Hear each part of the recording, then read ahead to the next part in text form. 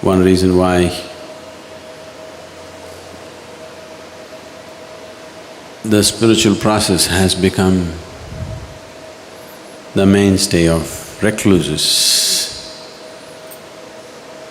that spirituality is not for people who want to be vibrant and alive, because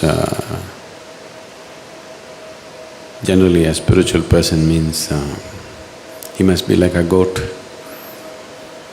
He should eat like a goat, he should live like a goat. If you show any life, maybe you're not spiritual.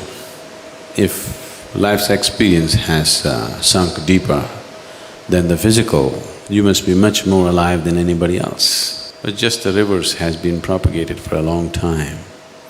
Because of this, large segments of society have given up the idea of being spiritual, because they think if they have to be spiritual, at least they must eat badly, they must dress badly and they must live badly.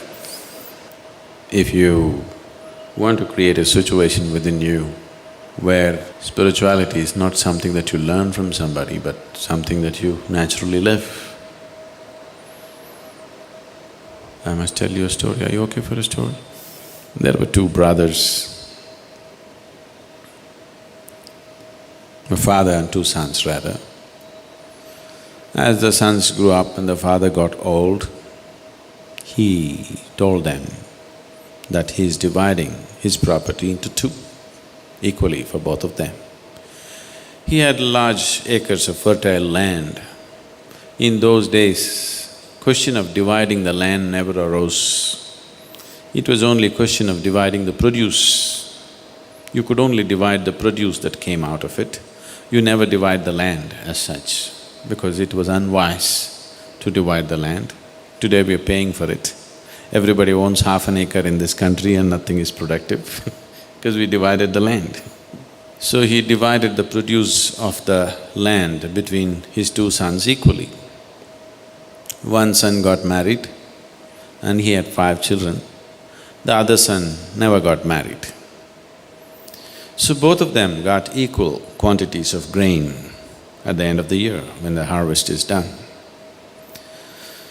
So, the son who was married with children, who had a large family, one day a worm got into his head. You know worms get into your head sometimes?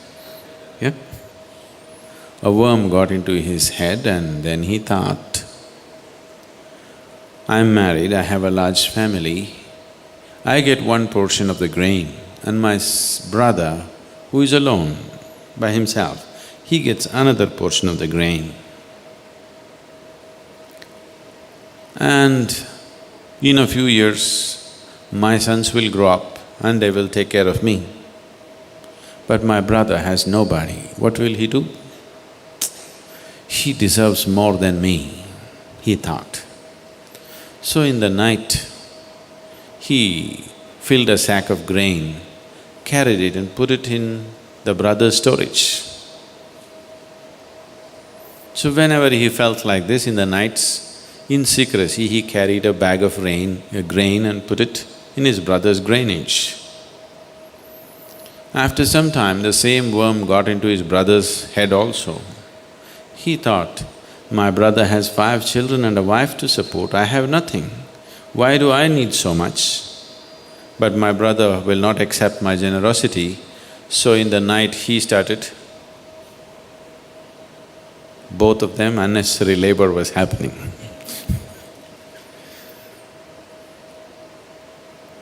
So this reverse osmosis was going on for many years. They were getting old. One day both the brothers carrying these bags of grain came and they met at one place. They looked at each other and they realized what's been happening. They felt very embarrassed. They felt very embarrassed and they looked the other side and continued their activity. So that spot where they met and they felt very embarrassed, they avoided that spot because it reminded them of their generosity, clandestine generosity, which put them into some discomfort. They passed on and after many years, The townspeople wanted to build a temple, so they were looking for a site where to build it. Then after much searching, they decided that spot where the brothers met in the night, looked at each other and felt totally embarrassed of their own generosity. They felt that's the best place to build the temple. So, if you don't create that space within you, you don't build a temple. If you want to live in a temple, it's very important that you create this much space within you, that somewhere you reach out, where you don't have to. Somewhere you step out of your survival instincts and do something with life. That your life is not all dedicated to instincts of survival. You step out and do something. If that little something doesn't happen in your life, you don't have a space to build temple within yourself. No temple, no divinity. It lives a barren life. You know how to survive, you will eat well. Yes, you'll eat well, but you won't live well. You'll have everything, but you'll have nothing if you don't have the temple within you. So if you want spiritual process to become a natural part of our lives, it is not because you attend a program or go somewhere and listen to somebody that you become spiritual. You create that little space. Divine is an orphan in this world. He's waiting for space like that constantly. If you create such space, you don't have to install a deity, it fills up. If you just create that space, a deity will come and fill up by itself. You don't have to go inviting some deity, you don't have to create one, it will anyway happen.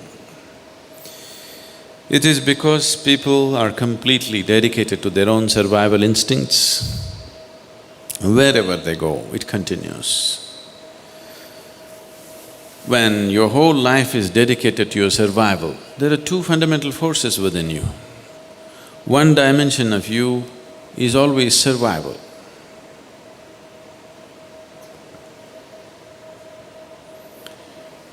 Just see every aspect of your life, why you have done what you have done. It's in pursuit of survival, isn't it? When I say survival, survival is on many different levels. Physical survival, psychological survival, emotional survival, financial survival, social survival, any different varieties of survival. But almost everything that you do is for survival, isn't it? Maybe even the spiritual process, because heavenly survival. You want to go there and survive.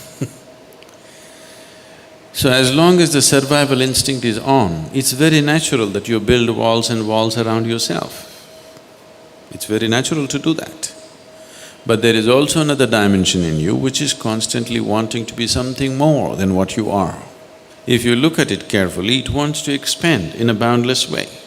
So the process of turning spiritual does not mean turning away from the world, because your idea of the world is just the kind of impressions that you have in your mind. Becoming spiritual means you have deepened the process of life in such a way that it's no more a question of memory, it is no more a question of thought and emotion. Something far deeper than that has begun to happen within you. Something else has started moving within you, which is not of the body or not of the mind. Once a dimension beyond the physical and mental has become a living force within you, then you're spiritual.